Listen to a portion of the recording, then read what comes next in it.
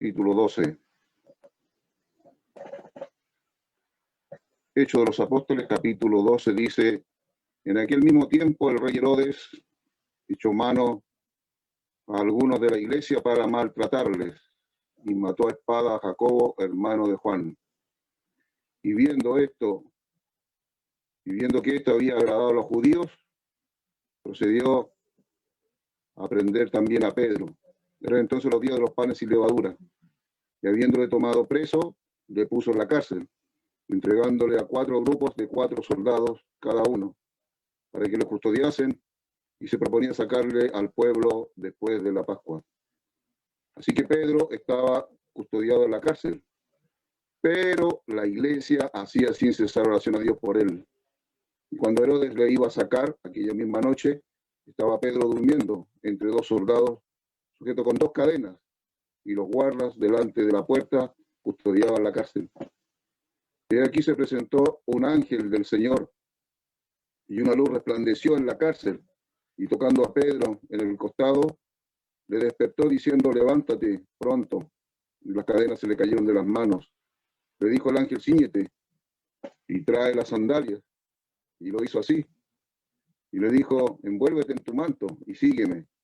Y saliendo le seguía, pero no sabía que era verdad lo que hacía el ángel, sino que pensaba que veía una visión. Habiendo pasado la primera y la segunda guardia, llegaron a la puerta de hierro que daba a la ciudad, la cual se les abrió por sí misma. Salidos pasaron una calle, y luego el ángel se apartó de él. Entonces Pedro, volviendo en sí, dijo: ahora entiendo verdaderamente que el Señor ha enviado su ángel y me ha librado de la mano de Herodes y de todo lo que el pueblo de los judíos esperaba. Y habiendo considerado esto, llegó a casa de María, la madre de Juan, el que tenía por sobrenombre Marcos, donde muchos estaban reunidos orando. Cuando llamó Pedro a la puerta del patio, salió a escuchar una muchacha llamada Rode, la cual, cuando reconoció la voz de Pedro, de gozo no abrió la puerta, sino que corriendo adentro dio la nueva de que Pedro estaba a la puerta. Y ellos le dijeron, los discípulos: estás loca. Pero ella aseguraba que así era. Entonces ellos decían: es su ángel. Mas Pedro persistía en llamar, y cuando abrieron y le vieron, se quedaron atónitos. Pero él, haciendo con la mano señal de que callasen, les contó cómo el Señor le había sacado de la cárcel, y dijo: haced saber esto a Jacobo y a los hermanos. Y salió y se fue a otro lugar. Luego que fue de día, hubo no poco alboroto en los soldados sobre lo que había sido de Pedro. Hasta aquí vamos a llegar, hasta llegar la palabra del Señor. Dios bendiga su palabra en esta noche y que sea de provecho y de bendición para nosotros. La verdad que este capítulo 12 de Hechos es la vida de la iglesia. Bueno, todos decimos que el libro de los Hechos de los Apóstoles aún no se termina de escribir. Se va a terminar cuando la iglesia sea arrebatada, porque quedamos nosotros, los discípulos, todavía proclamando la buena nueva. Aquí empieza la iglesia. Aquí empieza el poder del Espíritu Santo. Aquí está la presencia del Espíritu Santo. El Señor Jesucristo se ha ido al cielo y ha quedado el gran consolador. Aquí encontramos, fíjese, en este capítulo 12 encontramos la multiforme gracia de Dios, o sea, manifestada en muchas condiciones. Yo al menos de aquí saqué, estudiando este capítulo, saqué al menos ocho cosas importantes respecto a lo que es este acontecimiento. Primeramente encontré el servicio. Y esto involucra a toda la iglesia, a todos los hijos de Dios. Primeramente, el servicio en obediencia a Dios. El creyente no puede actuar de ninguna forma ni de ninguna manera si no es bajo la autoridad divina, la autoridad de Dios. Tomando como ejemplo a la persona del Señor Jesucristo y siendo dirigido por el Espíritu Santo. En días atrás dijimos que Dios es la fuente de la vida, que Jesucristo es el cauce de la vida y que el Espíritu Santo es el fluir de la vida. El Padre, el Hijo y el Espíritu con diferentes condiciones y actitudes en nuestras vidas, pero un solo objetivo, obedecer a Dios. ¿Qué estaban haciendo estos hombres de Dios, estos cristianos? Ellos estaban muy ocupados, y estaban ocupados en las cosas de Dios, en lo que Dios le había ordenado. Por lo tanto, ¿cuál es el servicio? ¿Qué estaban haciendo? Dice que en aquel tiempo echó manos a uno de la iglesia para maltratarles. ¿Y por qué les quería maltratar? Fíjense que aquí encontramos nosotros que Pedro andaban haciendo la obra de Dios. No los mataron porque estaban en la casa, porque andaban vitrineando, porque estaban descansando. No lo mataron a Jacobo por eso, y no encarcelaron a Pedro por eso, es porque andaban dando testimonio conforme al mandato de Dios. La misión de ellos era predicar el Evangelio, y eso es lo que andaban haciendo, predicando el Evangelio. Y fíjense que mató a espada a Jacobo, dice, mató a espada a Jacobo. Qué tremendo que Jacobo haya sido elegido para este privilegio. Si usted me pregunta a mí, ¿cuál de los dos te gustaría ser? ¿Pedro o Jacobo? Yo le diría Jacobo. Jacobo. Ahí está el gran Jacobo muriendo por obedecer a Dios y por dar testimonio de Dios. Mire, y viendo que esto había agradado a los judíos, o sea, estaban contentos. Los judíos siempre estaban contentos cuando mataron a los cristianos. Los judíos estaban contentos cuando mataron al Señor Jesucristo, cuando lo crucificaron. Y esta es la misma expresión. A los judíos les agradaba matar a los cristianos. Pero fíjese que este es el servicio. Ellos están allí sirviendo al Señor. En segundo lugar, hay un sacrificio. Y el sacrificio es que Jacobo entrega su vida, muere por el Evangelio, muere por obedecer a Dios, muere por acompañar a Pedro. Y eso es una bendición. En tercer lugar, encuentro yo aquí que hay una tremenda prueba. ¿Una prueba para quién? Ya no estaba la prueba para Jacobo, porque él había sido bendecido y por morir por la obra de Cristo. Por sacrificarse por el Señor Jesucristo. Estos hombres de la iglesia primitiva daban su vida para obedecer a Dios, para imitar a su Señor. Dice que Dios nos ha creado a nosotros para contenerlo. Y esta manera para contenerlo es que Dios quiere ser expresado. Por eso que forma una familia, para que lo contengamos y para que lo expresemos. Y esa es la relación de padre e hijo. Él quiere ser nuestro padre y nosotros que somos sus hijos. ¿Por qué? Porque los hijos deben imitar a los padres. Por supuesto, las cosas buenas. Entonces, en este contexto, nosotros encontramos que hay una tremenda prueba. Servicio, sacrificio y prueba. ¿Cuál es la prueba? La prueba que está pasando Pedro. ¿Cuál es la prueba de Pedro? La cárcel. Le esperaba la muerte. Los guardias. Las cadenas. La oscuridad. El sueño. Puertas cerradas. Qué tremenda prueba que tenía Pedro. ¿Se da cuenta? 16 soldados custodiando a un hombre por hablar el bien, por tratar de hacer el bien. 16 soldados lo custodiaban, lo habían puesto en cadenas, lo habían metido en lo más profundo de la cárcel, con guardias. Estaba totalmente oscuro, ya se había hecho de noche. Él estaba rendido de sueño y todas las puertas cerradas. ¿Qué me dice usted frente a esta situación? Frente a esta tragedia. ¿Cómo estaría de cansado Pedro? Que yo creo su cansancio era tal que el mayor cansancio fue, creo, ver morir a Jacobo a espada. Que su compañero de milicia había sido atravesado por una espada. Qué tremendo, qué tragedia, ¿verdad? Pero ¿sabe qué? Pedro estaba entonces en la prueba. Cuando hay servicio, cuando hay sacrificio y hay prueba, entonces es aquella condición en la que el creyente debe encontrarse siempre. Fíjense que en este contexto nosotros encontramos que Pedro no tenía por dónde salir de la cárcel y al otro día le esperaba la muerte. Esa era la tremenda prueba. Yo creo que no era tan importante la cárcel, los guardias, las cadenas, la oscuridad, el sueño, las puertas cerradas, sino que le esperaba la muerte y él lo sabía muy bien.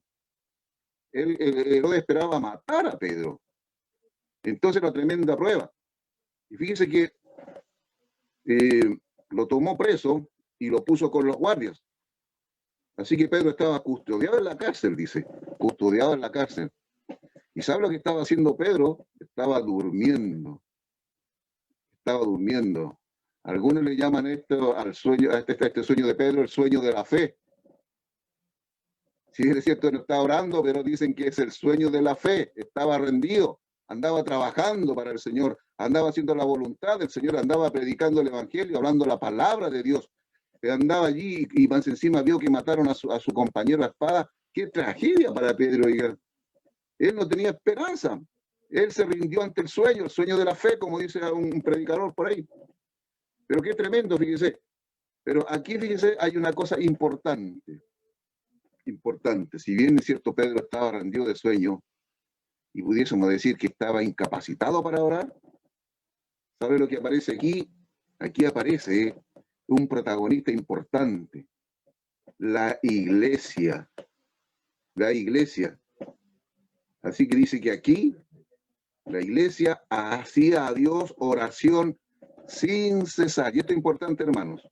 Es muy importante lo que está haciendo Pedro. Es muy importante lo que le pasó a Jacobo. Es una bendición, diríamos nosotros. Es una tragedia para los que quedan vivos, pero aquí había algo importante. Dice que habiendo tomado, así que Pedro dice estaba custodiado en la cárcel, pero la iglesia hacía sin cesar oración a Dios por él. Esa es la clave. Nosotros nos preguntaríamos, ¿qué movió a Dios para ayudar a Pedro? ¿Qué hizo que Dios se inclinase para escuchar la voz de los creyentes? Una necesidad. ¿Qué movió a los creyentes a hacer este tipo de oración sin cesar a Dios por él? Le movió la necesidad, los movió las pruebas. Vieron a un hermano. Uno podría decir, oye, en la noche, ¿qué hacemos? Allí está en la oscuridad, Pedro, era de noche, estaba todo oscuro. ¿Pero qué puede hacer la iglesia en la noche? Orar. Orar. ¿Hasta qué hora hablamos nosotros? Cuando tenemos oportunidad ahora de arrodillarnos. ¿Me canso de orar? ¿Me aburro de orar? ¿Cuánto oro en la noche por la iglesia? Michael decía que tenemos una gran tragedia hoy en día, tenemos una gran necesidad, y es cierto. Una tragedia tras otra, nuestros hermanos en Venezuela. Que el sistema político, que la catástrofe natural, que el COVID. Oiga, ¿quién más? ¿Qué debería estar haciendo la iglesia ahora? Debiéramos estar orando sin cesar, y esa es la clave. Orar sin cesar a Dios por la iglesia, por la obra. ¿Es nuestra oración sin cesar? ¿Tenemos esa gran necesidad? Somos una familia. Dios nos ha creado para contenerlo y para expresarlo en la relación de padre e hijo. Somos una familia. Y ese amor fraternal, hermano, debe ser una necesidad como si yo estuviera allí. Dice el Señor, llora con los que lloran. Llora con los que lloran. Lloramos por aquellos que lloran. Nos toca el alma, nos toca el corazón la necesidad de nuestros hermanos en otros lugares que están enfermos, que están necesitados. ¿Hacemos cuenta que como si fuera nuestra propia tragedia? Aquí la iglesia hacía oración sin cesar a Dios por él. Y era una oración ferviente, era una oración con necesidad, sin cesar. Seguramente oraron toda la noche. ¿Quién se podría quedar a orar toda la noche por la necesidad de un hermano en apremios, en tragedia? ¿Y qué sucedió? Mire lo que sucede. Esa oración sin cesar a Dios por él. Sabían a quién dirigirse. Sabían por quién estaban pidiendo. Y sabían el motivo de esta oración. Y sabían la necesidad del hermano. Y sabían que esto tenía que ser sin cesar. Oraba uno, oraba otro. Y oraban y oraban. Nuestro hermano Sergio Garbi dice al principio, es el tiempo de la Biblia. ¿Qué es el tiempo de la Biblia? El tiempo de leer más que nunca la Biblia. Yo creo que hoy día tenemos más tiempo que nunca para leer la Biblia. Más tiempo que nunca para orar. Más tiempo que nunca para orar sin cesar por la necesidad de nuestros hermanos. Tanta tragedia, hermanos. Hermanos que se mueren. Se nos van. Hermanos que están ahora con estas tragedias de enfermedades. Pero ¿saben lo que pasó? Mire, podría suceder lo mismo si nosotros oráramos así. ¿Qué pasó? Que Dios envió un ángel. Un ángel. ¿Usted cree que Dios no podría enviar un ángel hoy en el tiempo de hoy día? Estamos como los muchachos cuando les llegó la noticia. Estás loca, le dijeron, no creemos a veces. Pero Dios es el Dios de los milagros, de los prodigios, de las señales. Y el mayor prodigio, la mayor señal, el mayor milagro es Jesucristo, y está vigente, y está vivo, y está a la diestra de Dios intercediendo por nosotros. ¿Qué mueve el corazón de Dios? ¿Qué mueve el accionar de Dios? Son los creyentes en esta tierra, por medio de la oración, en la prueba, en medio de la oposición severa de Herodes, en medio de la lucha, está la oración. ¿Y qué pasó? Que Dios dio respuesta y envió a su ángel. Y mire lo que pasa. Fíjese que yo no sé, a mí me maravilla que Dios nos escriba de esta manera. Nos dice cómo estaba Pedro custodiado por 16 soldados. Pero el corazón de este relato es que la iglesia hacía a Dios oración sin cesar por él, sin cesar, sin parar, sin cansarse. Hermanos, ¿cuántas veces nos han dolido las rodillas por orar sin cesar? ¿Cuántas veces le han dolido las rodillas a usted de orar sin cesar? Uno cuando está viejito le duelen las rodillas. Pero ustedes, los jóvenes, y aún nosotros los viejos, ¿cuántas veces nos duelen las rodillas para orar? Oh, que nuestras rodillas estuvieran llenas de callos, hermanos. Llenas de callos. Así que Pedro dice estaba custodiado en la cárcel. Y cuando Herodes lo iba a sacar aquella misma noche, estaba Pedro durmiendo entre dos soldados, sujeto con dos cadenas, y los guardas delante de la puerta custodiaban la cárcel. Imposible, no podía salir. Él no podía salir allí. Un abogado no lo iba a sacar porque el cristiano no tenía abogado en ese tiempo. Un pago de algún dinero por sobornar a los guardias no se podía hacer porque les costaba la muerte. Pero ¿sabe lo que pasa? No, el creyente no necesita esto. Nosotros no necesitamos un abogado, no necesitamos dinero para sobornar a los guardias, no necesitamos nada más que a Dios. Es lo que tenemos. Cuando nosotros nos damos cuenta de nuestra necesidad, debemos entender que lo único que tenemos es al Señor Jesucristo, es a Dios. ¿Qué pasó frente a toda esta tragedia, a este impedimento, a esta imposibilidad? Dios hace posible lo imposible. Y aquí sucede la multigracia de Dios, la multiforme gracia de Dios. Y aquí se presentó un ángel del Señor. Mire, primero, un ángel de quién? De parte de Dios, un ángel del Señor. Dios mismo actuando en medio de la tragedia. ¿Y qué fue lo que hizo entonces este ángel? Se le presentó un ángel. ¿Por qué dice? Y una luz resplandeció en la cárcel. ¿Sabe por qué? Porque había oscuridad. A veces en la prueba nosotros lo veíamos todo oscuro, pero el Señor siempre tiene una luz para nosotros. Mire qué tremendo. ¿Por qué? Porque estos detalles tan preciosos, para animarnos, para levantarnos. ¿Qué dice? Aquí se presentó un ángel del Señor y una luz resplandeció en la cárcel. ¿Quién puede trabajar en la oscuridad? No se puede trabajar en la oscuridad. Dios no trabaja en la oscuridad, Dios trabaja en la luz preciosa, en la luz verdadera que es Jesucristo. Y aquí resplandeció una luz. ¿Para qué? Para que Pedro pudiera tener luz. De esa oscuridad en la que estaba Pedro, tanto de su sueño como de su medio ambiente, vio la luz. Vio una luz allí. Y era la luz de Dios, la luz del poder de Dios por medio del ángel. ¿Y para qué? ¿Qué hizo? Y tocando a Pedro. Es decir, siempre Dios tiene una relación personal con nosotros, hermanos. No es un Dios frío, no es un Dios que solamente nos dice lo que tenemos que hacer y nos saca así como fríamente de lo que necesitamos. Es un Dios que toca. ¿Cuántas veces el Señor tocó a los leprosos, tocó al ciego, tocó al que estaba enfermo y fueron sanados? Es el toque maestro de Dios, es el toque precioso de Dios para nosotros. Resplandeció una luz para que Pedro pudiese ver. Y lo tocó, dice. Y tocando a Pedro, ¿dónde? En el costado. ¿Por qué lo tocó en el costado? ¿Por qué no le tocó el hombro? ¿Por qué no le dio un palmazo en la cabeza? ¿Por qué le tocó el costado?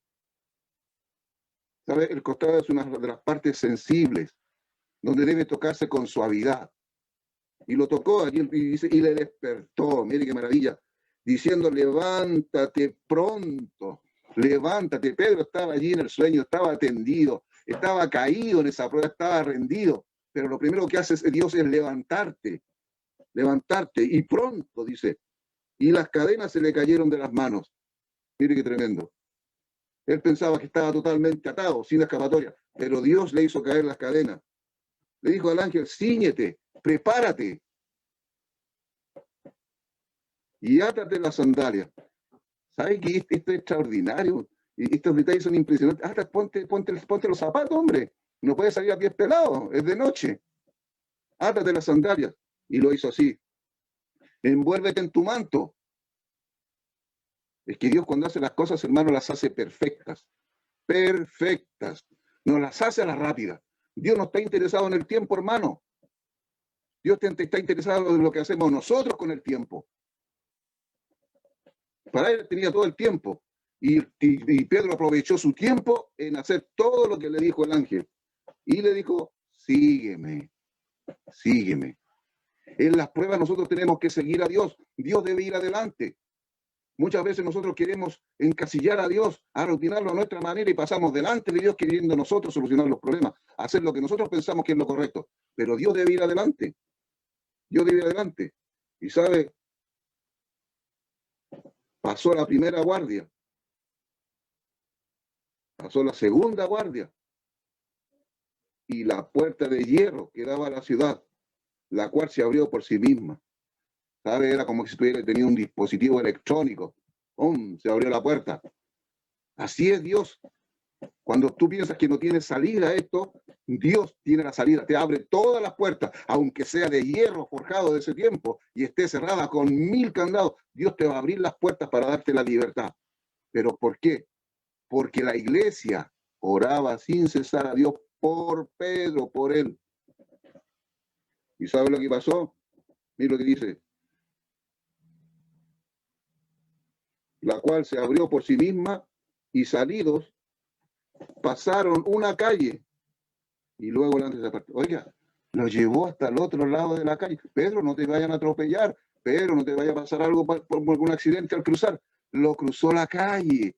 Esa es la gracia, la misericordia de Dios, hermanos. Ese es el cuidado de Dios. Cuando nosotros oramos a Dios, Dios nos va a hacer todas estas maravillas tan sencillas, pero tan significativas en nuestras vidas, que para nosotros, pero ¿para qué se ató las cabezas? ¿Para qué se ató la sandalia? ¿Para qué se puso el manto? ¿Para qué lo despertó? Porque Dios quiere que lo conozcamos de esa manera. Allí es una relación íntima de su siervo con Dios, de saber cómo lo sacó de la cárcel. Y aquí hay un testimonio de Dios y un testimonio de Pedro para la iglesia, para fortalecimiento de la iglesia, hermanos. ¿Qué pasó entonces? Que Pedro salió y lo primero que hizo se fue donde los hermanos. Y ellos le dijeron a Rode, estás loca. No lo creían. Era algo impresionante, era un milagro. Siempre Dios va a hacer algo que nosotros no esperamos. Ellos no esperaban que a lo mejor que había flaqueado su fe quizás, y no esperaban que Pedro estuviera allí mismo a la puerta de ellos. Pero Dios lo tenía allí y lo sacó y lo libró, porque la iglesia hacía a Dios oración sin cesar por él. Hermanos, qué importante que es la oración. ¿Y qué pasó? Que Pedro les dio un testimonio a ellos y le dijo que le contaran todo a los demás hermanos, un testimonio para fortalecimiento de la iglesia, para que sigamos orando, para que sepamos que nosotros tenemos un Dios como el que está escrito aquí, tenemos un Dios que si oramos, Él va a hacer milagros y prodigios en nuestras vidas. Hermanos, oremos, arrodillémonos, oremos, que nos duelan las rodillas por orar delante del Señor, por las grandes necesidades que tenemos. La vida nos ha cambiado. La vida nos ha sido transformada de estar en nuestros trabajos y estamos metidos en nuestros hogares. Lo que antes no teníamos esta experiencia y quizás produzca problemas en la familia. Quizás usted tiene problemas de relación con su esposa porque usted quiere decir a la esposa lo que tiene que hacer y cuando nunca habíamos estado en casa. Quizás usted tiene problemas con los niños porque los niños estaban tanto tiempo acostumbrados a estar con nosotros. Tantos problemas que podemos tener en la familia. Oremos los unos por los otros. Oremos los unos por los otros. Yo entiendo este periodo como una bendición de Dios para mí, porque tengo más tiempo para orar, más tiempo para leer la Biblia, más tiempo para estar cerca del Señor. Que esto sea de bendición y no sea una molestia para nosotros. Si estamos teniendo problemas familiares con la esposa o con los que están a nuestro alrededor, oremos a Dios fervientemente los unos por los otros.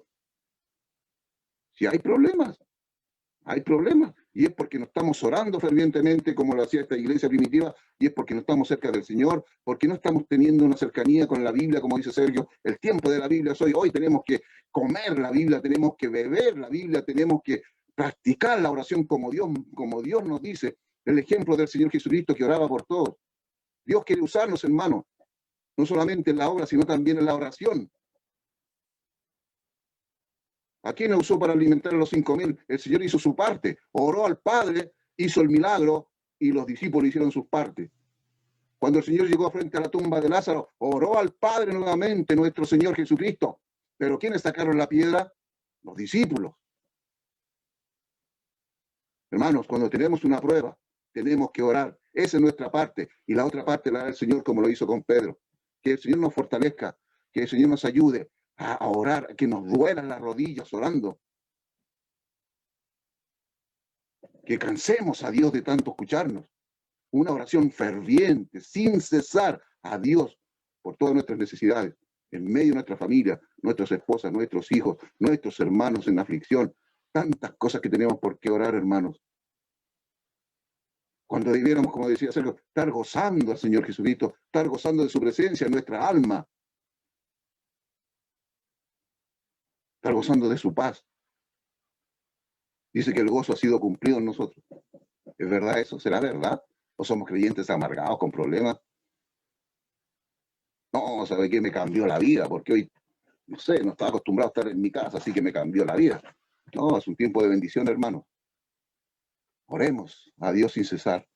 Y el Señor va a producir milagros como lo hizo con Pedro y la iglesia. Que el Señor bendiga su palabra.